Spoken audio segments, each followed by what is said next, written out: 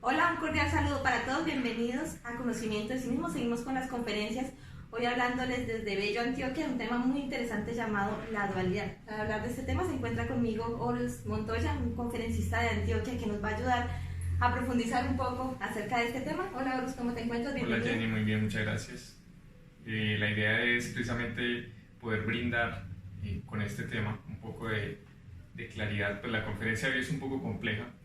Sí, claro. Vamos a tocar, porque es la especie de, como de resumen de todo el trabajo que tiene que hacer una conciencia desde que parte del absoluto hasta que llega nuevamente a él. Entonces, o sea, esta conferencia nos resume las 50 más o menos. Sí, o sea, es pasos que tiene que ir viviendo precisamente la chispa como tal. O sea, si lo vemos como envoltura seminal, tiene que ir dando una serie de transformaciones. Entonces se busca explicar en 10 pasos cómo se van dando esas transformaciones en el interior de la chispa. Bueno, entonces sin más preámbulos, yo creo que arranquemos a hablar de la conferencia. ¿Cuáles son esos pasos o de qué vamos a hablar en la conferencia de hoy? Bueno, partiendo con que la conferencia sí se llama la dualidad, porque desde que nosotros salimos del absoluto, salimos con un porcentaje de conciencia, llamémoslo limitado. Hay un 3% de conciencia que está libre y despierta, mientras que el otro 97% es inocencia. Cuando se da este desprendimiento en busca de la maestría, en busca del aprendizaje, de la experiencia que se viene a adquirir acá, se da automáticamente una división, se crea la dualidad. En el absoluto entonces solo rige una ley, hay unidad. Cuando decimos que se establece la dualidad, significa que todas las fuerzas se contraponen. O sea, lo que es luz, automáticamente surge una sombra. El arriba le sale la dualidad del abajo. La derecha, la izquierda. O sea, automáticamente salimos del absoluto, que eso lo habíamos hablado en la conferencia número 8 de la involución, de que salíamos como una chispita de allá. Inmediatamente al salir ya se genera automáticamente esa dualidad. Exacto. Lo que pasa es que el absoluto en sí es la única región, por así decirlo, si se puede describir como una región, porque al decirlo así suena como que fuera un lugar.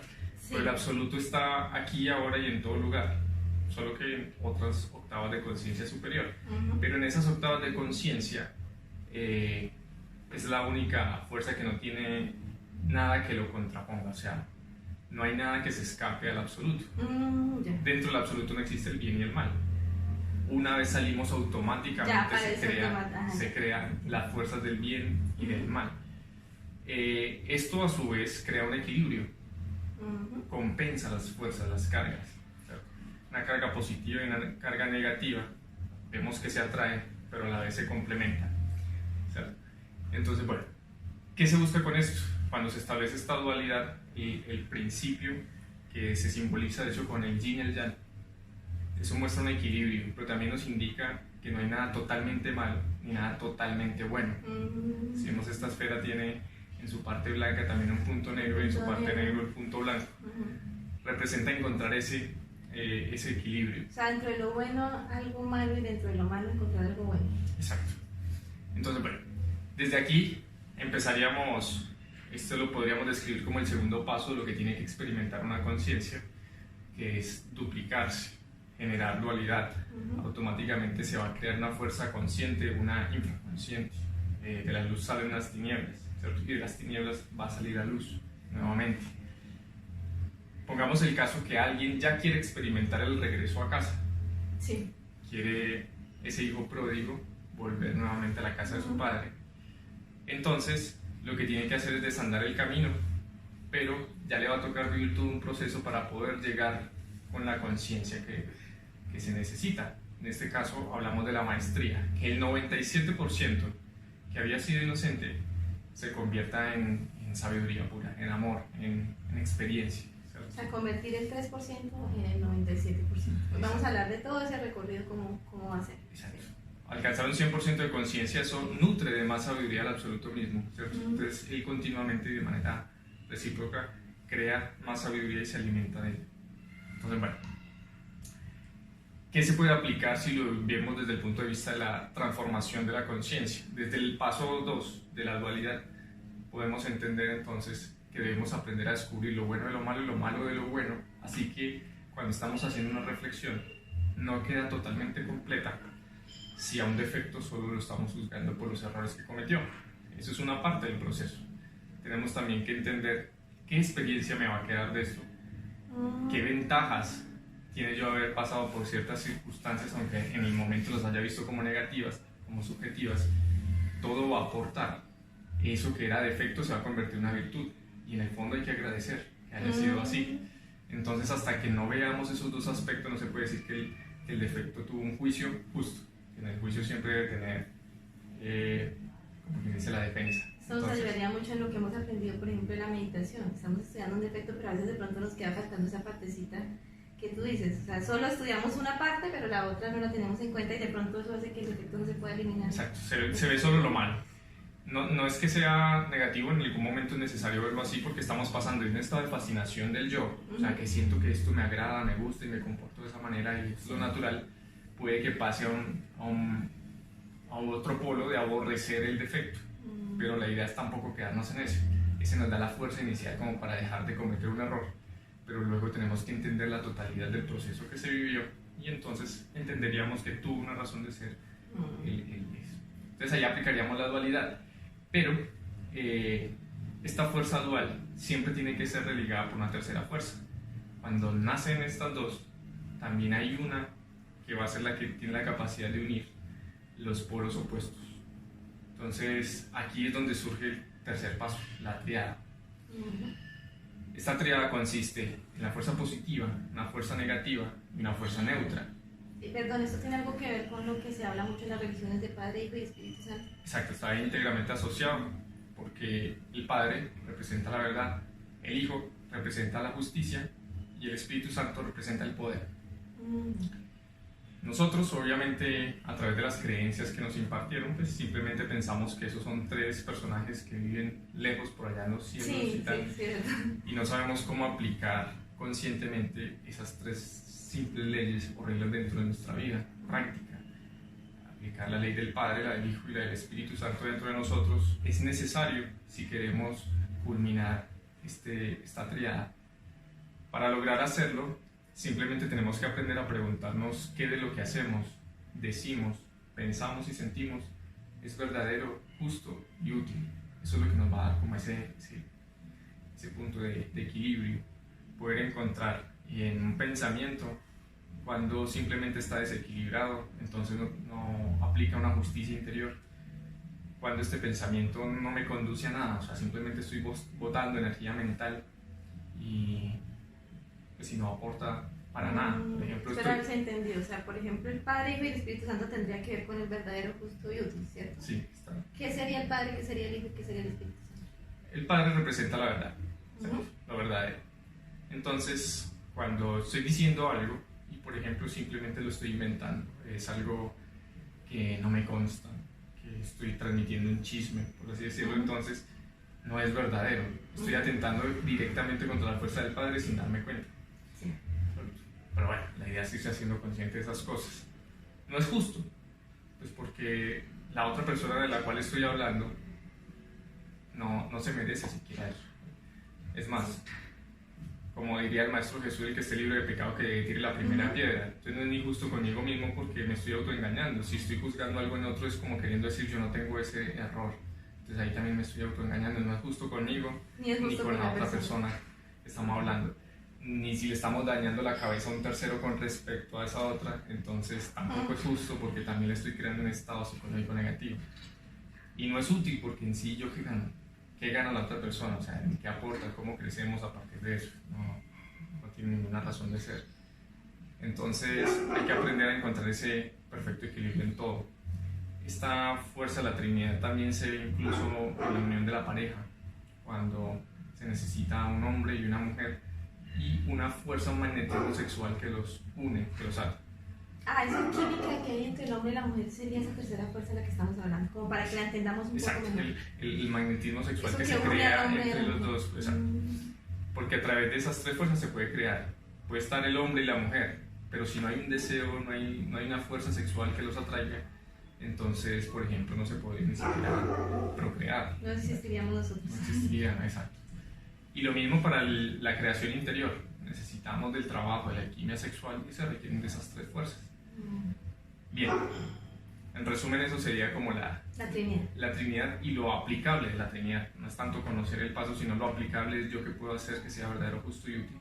Si lo aplico, empiezo a pasar al siguiente paso, que es el cuaternario, que es ir equilibrando esos 4 aspectos del alma que serían las funciones básicas: el hablar, el actuar, el pensar y el sentir. En estas 4 funciones básicas nosotros debemos aprender a encontrar rectitud en todo el sentido de la palabra.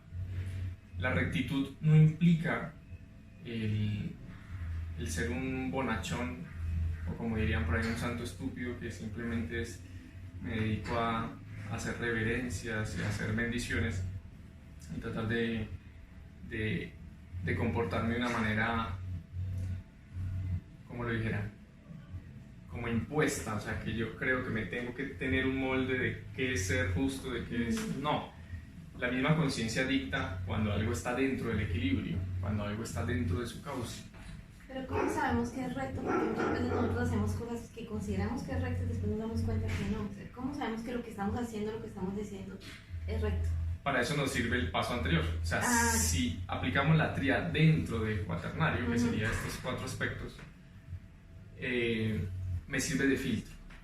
Si descubro que lo que estoy diciendo no cumple ninguno de los 3 requisitos, ni verdadero, ni justo, ni útil, entonces automáticamente se haría un descarte de que está desequilibrando esos aspectos del ser. Voy a poner un ejemplo. Sí. Digamos que yo quiero hablar mal de un compañero, ¿sí? De una persona, y mi mente me dice, pues es verdadero porque sí cometió ese error, ¿sí?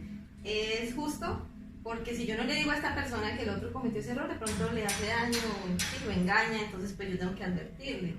Y es útil porque le va a ayudar a que sea prevenido. Entonces mi mente puede llegar a engañarme en cuanto al verdadero, justo y útil. ¿Yo cómo hago para no dejarme engañar de mi mente y saber que lo que voy a hacer es consciente? Bueno, eso desafortunadamente es como el mal papel que está haciendo la mente en estos momentos. A la mente le corresponde el juicio crítico, el juicio interior, pero el ego la termina utilizando para justificar precisamente cualquier palabra, cualquier acción y cualquier cosa. Para eso la conferencia de la meditación nos enseña a ser radicales con nosotros mismos, o sea, descubrir. Hay varias conferencias que nos van a dar tips para descubrir precisamente eso. Por ejemplo, la de ego, personalidad y esencia nos enseña la diferencia entre el pensamiento generado por el ego a la conciencia. Nos enseña la diferencia entre la faceta superficial de la personalidad, lo que hay por fuera, a lo que le interesa a la conciencia. Sí. Cuando ya sabemos discernir entre eso y escuchamos este tipo de pensamientos, automáticamente podemos deducir que esto es una justificación de mi ego, ¿cierto? Y más por los estados psicológicos que yo sé, si no me estoy autoengañando, que estoy sintiendo, porque lo que quiero decir es porque siento una especie de rencor. Entonces, bien, ahí ya si autoanalizo mi centro emocional, automáticamente descubriría que... Sí, me parece importante lo que dijiste de ser muy rudo, muy... como muy duro consigo mismo, porque a través de eso pues podemos juzgarnos a nosotros y no juzgar a los demás. Entonces ahí fácilmente nos daríamos cuenta que estamos queriendo juzgar a otros, nos permitiría darnos cuenta de ese error. Bueno, de este cuaternario lo que se busca es, el resultado final es ahorro de energía, y la energía es la materia prima de todo, ¿cierto? Todo funciona realmente con energía, pero la usamos muy mal. Si ahorramos energía mental, energía emocional, energía vital, energía sexual, energía motriz también, como resultado nosotros podríamos aplicar para la gran obra, y esto es practicando obviamente los 3 factores para invertir esta energía, ¿cierto? La eliminación de los defectos, el nacimiento espiritual a través de la suprasexualidad y el servicio por los demás. Si lo estamos haciendo de la manera correcta, podríamos pasar al quinario, y el quinario ya es entrar de lleno a lo que se conoce como el camino iniciático, o sea, es así ya empezar a recorrer la senda que nos llevaría al absoluto, pero con sabiduría. Entonces, ¿en qué consiste este quinario? En la regeneración del cuerpo físico, en la regeneración del cuerpo vital, la creación del cuerpo astral, mental y causal. ¿Cómo sé yo que pasé del cuaternario al quinario? Realmente no es un proceso que se pasa de la noche a la mañana, sino que es lento y gradual y progresivo. Pero al entrar al quinario se empieza una etapa, como decía ahorita, iniciática, donde vamos a ir estar viendo, y cada cual debe ir contrastando lo que está viviendo físicamente con lo que está viviendo en sus mundos internos, para que no pase lo que hablábamos ahora de los procesos de autoengaño. O sea, no sentirme que soy un iniciado porque creo que, la mitomanía, que ya soy santo, exacto, sino que se deben ir dando unos cambios externos, pero a la vez unos cambios internos, y vamos obteniendo unos resultados. La iniciación se va escribiendo sobre nuestra médula espinal con el fuego que vaya ascendiendo. Entonces sería muy falso, por ejemplo, afirmar que alguien ya está en una etapa del quinario si es soltero, por ejemplo, porque nunca ha transmutado su energía sexual. Entonces, bien, después de haber alcanzado la castidad, se empieza a recorrer realmente esta senda. O sea, el quinario sería la creación de los cuerpos existenciales del ser. Está representado entonces por esta estrella de 5 puntas, y el objetivo de culminar el quinario es alcanzar el estado de hombres verdaderos. A esta etapa también se le conoce como Génesis, la creación del hombre por sí mismo, que lleva los genes hasta la nota musical Si a través del fuego. Ese es el Génesis.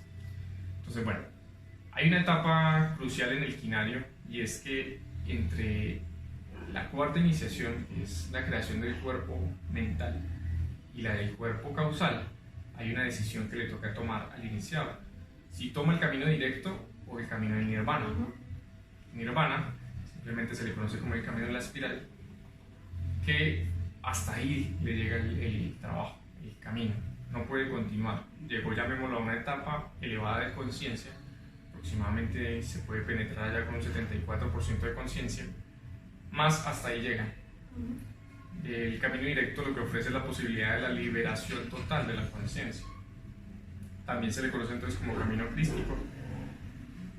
En otras conferencias se habla incluso de cifras estadísticas de la poca posibilidad de los que llegan realmente a estas etapas por lo duro o lo exigente que puede llegar a ser. Sí, se dice que de 1000 uno solo, de 1000 que llegan solo uno toma este camino. Entonces, bueno, habiendo culminado este quinto paso, este quinario, si se tomó la decisión del camino directo, entonces tiene derecho al sexto paso. Listo, ya. Bueno, en este sexto paso o escenario, el alma humana ya se ganó el derecho, por estar formada en su totalidad como hombre verdadero, se ganó el derecho a la fusión con su alma divina. Esta alma divina realmente todo el tiempo estuvo haciendo un papel crucial ayudando a la liberación del alma humana. Entonces, un trabajo conjunto, y en este caso ya se da esta fusión de un alma humana totalmente creada y un alma divina que estaba lista para este matrimonio simbólico. Se le conoce como el matrimonio perfecto. De esta unión se da un punto fundamental en la gran obra, y es cuando se logra la maestría. O sea, el iniciado está llegando a conectarse con los centros superiores de conciencia. Entonces, hasta ese punto nada más se le puede llamar a una persona maestro, antes no se podía llamar maestro. Antes de eso no. ¿Ves? Si estábamos hablando de la etapa del quinario, es un iniciado y puede tener alto grado de iniciación, más todavía no se considera maestro. Maestro aquel que ya se ha conectado con las partes superiores de su ser, en este caso la unión de Atman y Buddhi, que es el nombre que se le conoce al alma humana y al alma divina. Y luego estas dos almas son revestidas por Atman. O sea, Atman ya tiene el derecho de depositar toda su sabiduría dentro de estas dos almas. Entonces ya esto va a funcionar como como un espíritu de autoconciencia. ¿Quién sería Atman? Pues de pronto lo hemos visto en otras conferencias, pero sería bueno recordarlo. ¿Quién es Atman? Bueno, Atman viene a ser como la parte de nuestro ser que se encarga de generarnos los impulsos espirituales. Entonces Atman es el que está impulsando a la obra, es el Padre, la representación del Padre, más no es directamente el Padre, como lo llamaríamos, de los cielos, porque Atman es la parte más baja a lo que él se puede llegar a desdoblar. El Padre puede hacer como unos desdoblamientos, y Atman representa esa parte del ser que es como la primera, la más asequible a nosotros. Es como si el ser que está, digamos, en el absoluto, en el cielo, hubiera mandado una partecita de representación de él para que esté una parte pendiente de nosotros. Porque siempre vamos a tener una conexión espiritual. O sea, el ser humano no puede quedar en tinieblas totales. Hay una parte humana que si alcanza unos estados de degeneración y demás, pero siempre su parte espiritual va a estar ahí y nunca cae. Entonces esa va a ser la garantía de que, bueno, no garantía, pero es lo que le marca la posibilidad de la autorrealización gracias a que estas dos partes del ser nunca caen. Entonces, bueno, de este escenario, de esta unión de estas dos almas, se da el nacimiento del siguiente paso, que es el Cristo. El Cristo nace en el septenario, representado por una estrella de 7 puntas, y este septenario lo que representa es el inicio de la transformación ya radical del ser. El septenario comienza apenas nace el Cristo, o sea, en el momento en que nace ese Cristo ya arranca el septenario. Correcto. Si lo hubiéramos representado como con una gestación humana, el Cristo en sí se empieza a desarrollar desde el quinario, desde la primera montaña, ¿cierto? El Cristo está ahí como si fuera un embrión, pero aquellos que toman el camino del nirvana se les conoce como abortos de la naturaleza, porque ese Cristo ya no va a poder nacer. Mientras que si toma el camino directo, este Cristo luego nace en el septenario. Nace como un niño de oro, pero con toda la conciencia y la sabiduría del universo. Lo que va a tener es que empezar a seguir el proceso de perfección dentro del ser humano para poder manifestarse en su totalidad. ¿Qué trabajos debe hacer este Cristo para poder desarrollar este paso que es el septenario?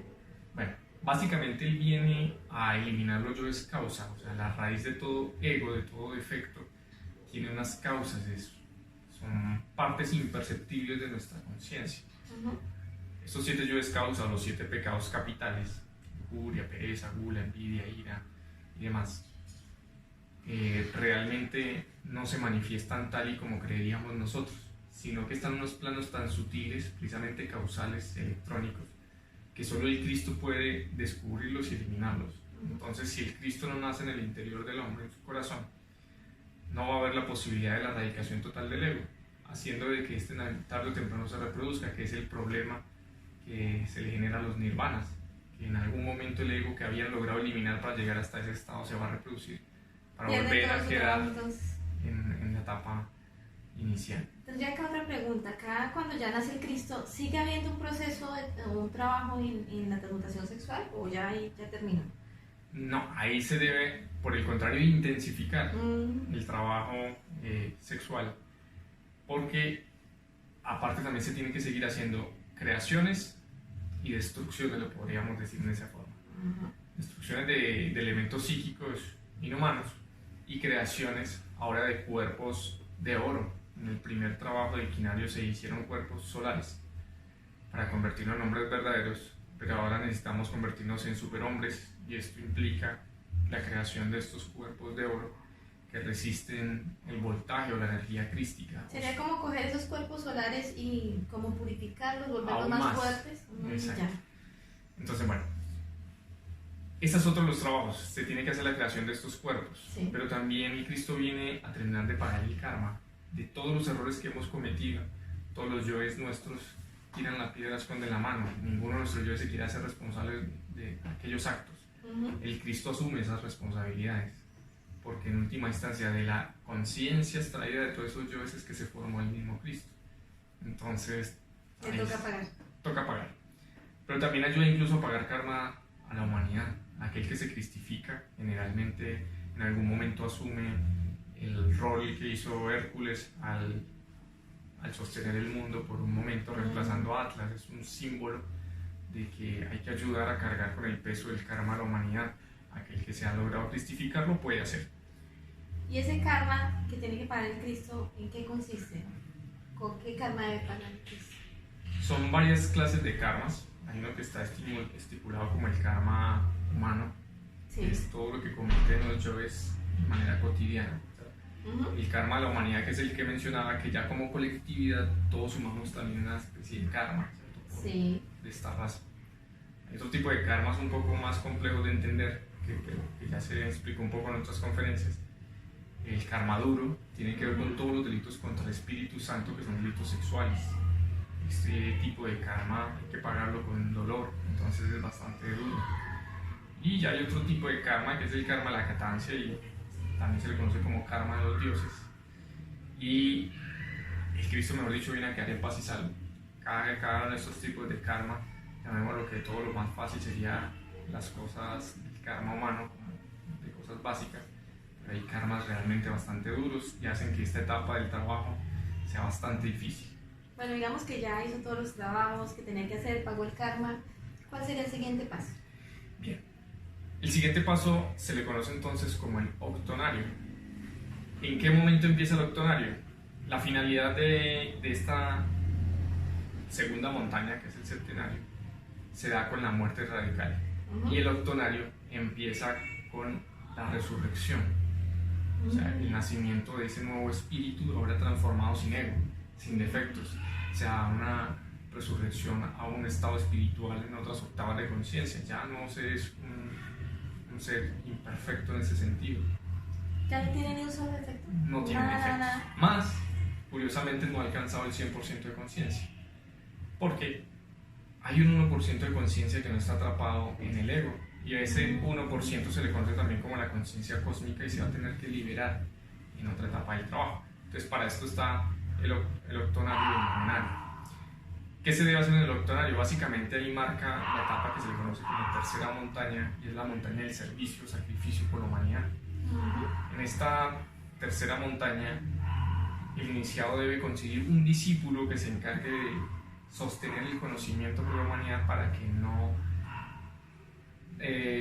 como se dice, no dejar en tinieblas totales a la humanidad. ¿Uno solo? ¿Eso suena fácil?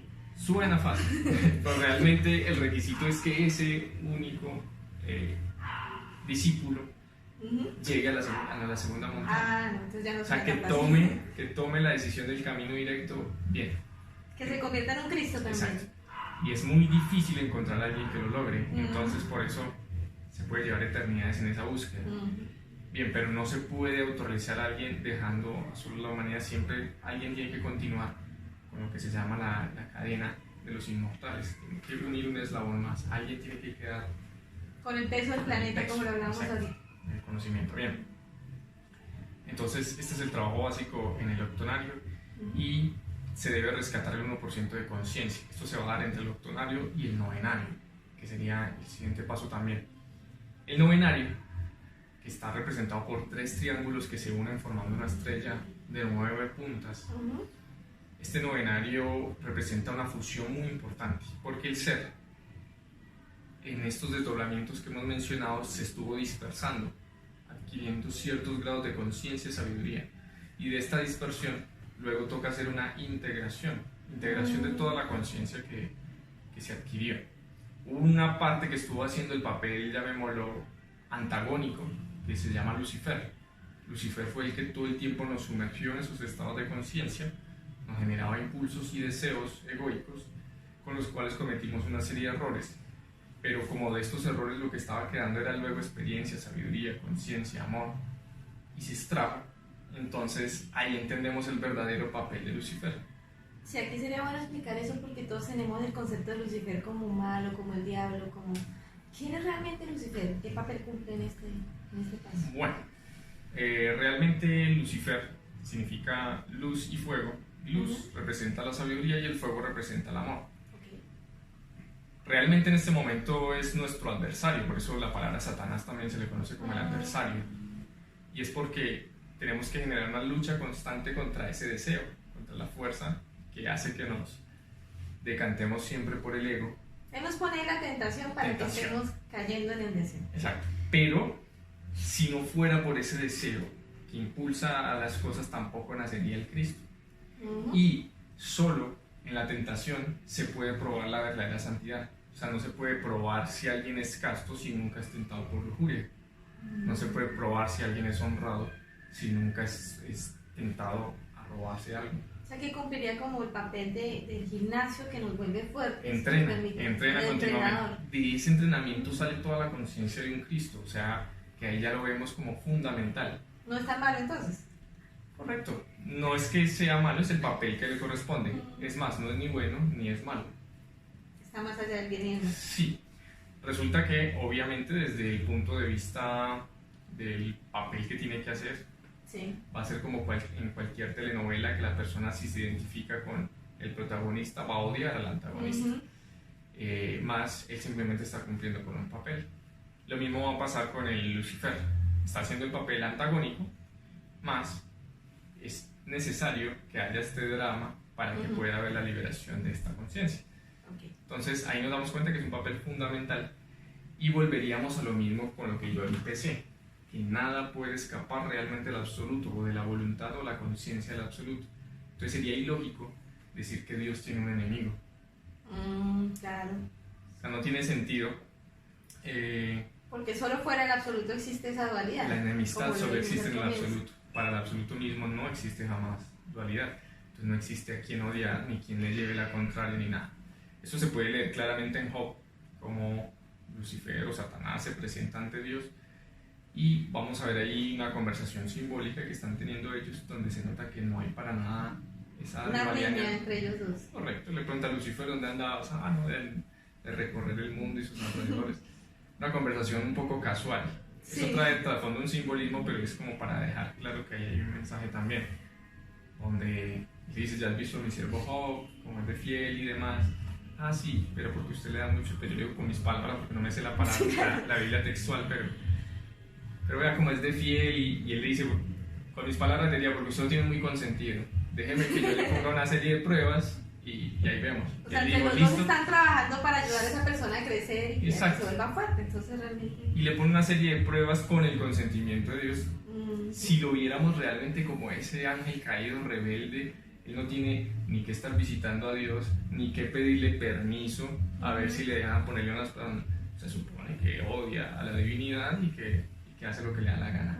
Pero ahí vemos que está subordinado. Él le dice hasta dónde llegar. Dice: bueno, pero no toques con su cuerpo. O sea que hasta el mal está en un control del absoluto de Dios. O sea, correcto. El mal simplemente es un elemento que... absolutamente nada se escapa. Esto nos deja ya un concepto un poco más amplio y claro de por qué, y tiene mucha razón ciertos ateos al preguntarse: pero si Dios existe, entonces ¿por qué no acaba con la maldad? Y no tendría sentido, porque de la maldad es que estamos aprendiendo. Entonces, si entendemos bien ese papel, cuando alguien libera la fuerza crística, significa que logró vencer a su propio Lucifer en su tablero, en su juego. Sí. O sea, se logró negar a las tentaciones, a los deseos, a esa fuerza que le implantaba Lucifer, y él mismo lo va dotando de la luz, o sea, de la sabiduría y del fuego. Entonces eso se le conoce como robarle el fuego al diablo. Entonces, bueno, ahí en una otra parte de la Biblia también se menciona, por ejemplo, cuando Jesús le está diciendo: Satán, Satán, escrito está que al Señor tu Dios no tentarás y solo a Él obedecerás. Para que Él obedece en sí a Dios. Listo. Y esta particularidad de conversación y cosas que se perciben en la misma Biblia, entonces nos indica el real papel que está haciendo. Bueno, en otras conferencias se podría profundizar un poco más de esto. La idea es estamos hablando entonces del novenario, ¿no? Sí, a profundizar ahí. Entonces, en este novenario lo que se tiene que hacer es fusionar la fuerza crística, que está en su máximo esplendor, sí, el Cristo, con el Espíritu Santo, que ya culmina la creación. Él es el que se encargó, como era el arquitecto que estaba haciendo los cuerpos internos, la fuerza de energía sexual. Y ahora con el Lucifer, pero ahora purificado. O sea, este Lucifer ya no tiene a quien tentar, ya no hay deseo, ya no hay ego, ya se le quitó toda la luz, ya no hay nada, exacto, ya tiene todo. Entonces ya el Lucifer purificado solo es luz y fuego, sabiduría y amor. Entonces estas tres fuerzas ya pueden ser integradas. Ahí lo que estamos buscando es eliminar nuevamente la dualidad. Ya no va a existir ni el bien ni el mal, se trasciende absolutamente todas esas leyes mecánicas que nos rigen a nosotros en este estado de conciencia, para dar el siguiente paso. Todo esto que estamos hablando se da en un punto que se le conoce también como el purgatorio. Y ahí lo que se está es buscando ese 1% de conciencia que decíamos que faltaba, que es convertir esas tres fuerzas en una sola. En una sola. Y se pasan a conocerse como la fuerza del Espíritu, la O de Dios Madre. Y esta fuerza del Espíritu, ahora integrada, da el último paso en el denario. Ahí se tiene que romper ya toda la mecanicidad. Pues ahí sí ya tendríamos un 100% de conciencia. En el novenario. Sí, pero falta un pasito.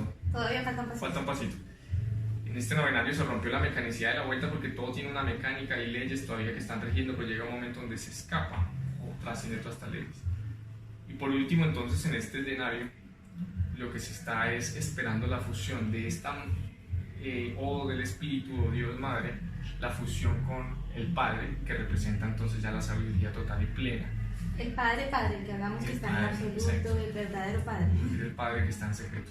Bien, el Padre simplemente estuvo esperando a que la Madre estuviera lista para hacer este nuevo matrimonio y se da una nueva fusión, entonces ya se integra y queda convertido en un hombre absoluto, ya porque encarnó a la divinidad en sí mismo, se volvió uno con el Padre. Y bien, este hombre absoluto, como se diría, es una unidad múltiple perfecta, o sea, quiere decir conservar cierta individualidad, pero hace parte de un organismo vivo de conciencia, que es el ejército de la voz, el ejército de la palabra, esta fuerza que une a toda la creación, que puede crear y destruir universos. Estos son los cosmocreatores, todos estos regentes de planetas, dioses, Elohim. De los que hablábamos en la conferencia 28 de Correcto, que han logrado estos pasos, conservan una individualidad, pero hacen parte de una colectividad. A esto se le llamaría la autorrealización. Esa es la autorrealización íntima del ser. Aquí se cumplió con el objetivo. Toda esta vuelta que se dio es haber convertido todo ese 97% de conciencia que inicialmente era inocente, luego se volvió inconsciente, infraconsciente, subconsciente y demás, luego volverlo conciencia nuevamente, pero ya una conciencia divina. Entonces se adquiere este estatus de hombre Dios, o sea, es un hombre absoluto. Bueno, muchas gracias. Esta sería toda la dualidad, ahí se completa para quedar nuevamente comunidad. ¿Queda de pronto algo por decir? Bueno, simplemente agregaría que a pesar de que se trata de escribir aquí lo más simple, obviamente cada uno de esos pasos tiene subpasos y procesos a seguir. Entonces, invitar a las conferencias para que la persona pueda profundizar, llegar incluso a una fase B y ir detallando cada vez más esto, y que lo más útil es ir poniendo en práctica cada uno de estos pasos hasta concretar la meta del absoluto. Sí, claro, si ustedes quieren profundizar más en estos temas, pues pueden ir a las conferencias presenciales.